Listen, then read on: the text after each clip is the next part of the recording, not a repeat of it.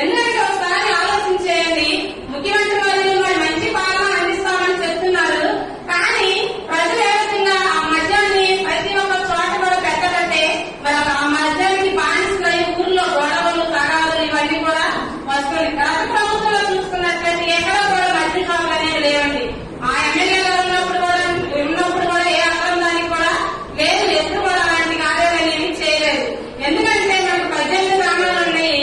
ఈ 18 గ్రామాల్లో 80 దాకా కూడా మరి బెల్ట్ షాప్ అనేది పెట్టడం జరుగుతుంది.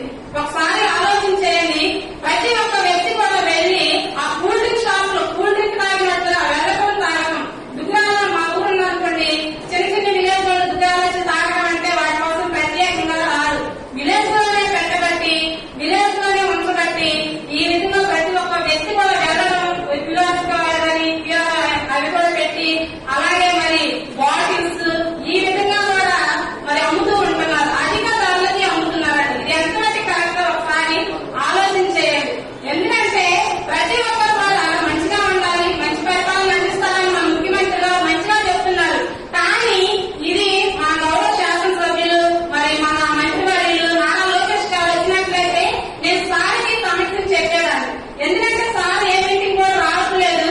మరి ఒకసారి మనం తెలియజేసినట్లయితే మంత్రివర్యులకు తెలిసి చేస్తున్నారా, తెలియక చేస్తున్నారా, ఏ విధంగా జరుగుతుంది ఈ అక్రమం అనేది ఒకసారి మనం ఆలోచన చేసుకోవాలి. మరి మీరందరూ నాకు కేసులు పెట్టండి. ఒకసారి ఆలోచన చేయండి.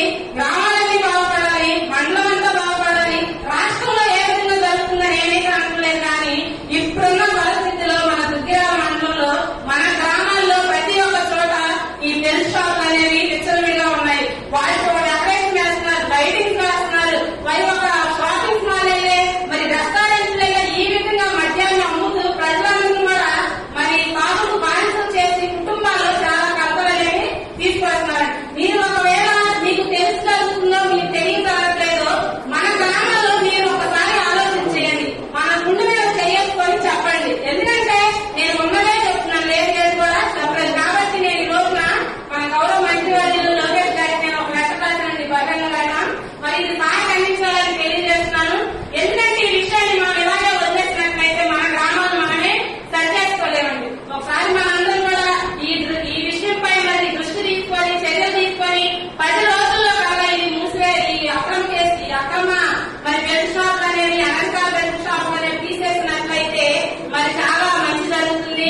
ఒకవేళ ఇవి చర్యలు తీసుకోకపోతే ప్రజాస్వామ్యబద్ధంగా ఎన్నుకోబడ్డా నేను ఎంపీటీఎస్ అనే నేను కూడా మరి దాంట్లో మరి ఎలా క్లోజ్ చేయించాలో తగిన చర్యలు తీసుకొని దీనికి ఒక సొల్యూషన్ అనేది తీసుకొస్తానని తెలియజేస్తున్నాను మీ అందరి ముందు.